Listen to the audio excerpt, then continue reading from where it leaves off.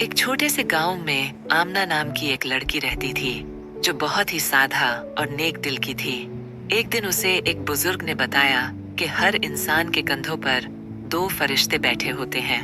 दाहिने कंधे पर एक फरिश्ता होता है जो उसके अच्छे कामों को लिखता है और बाएं कंधे पर दूसरा फरिश्ता जो उसके बुरे कामों को दर्ज करता है। आमना ने जब ये सुना तो उसके दिल में अपने गुनाहों से डर और नादामत पैदा हुई।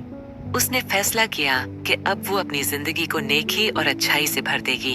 उसने हर छोटे से छोटे काम में सच्चाई, ईमानदारी और मोहब्बत शामिल की।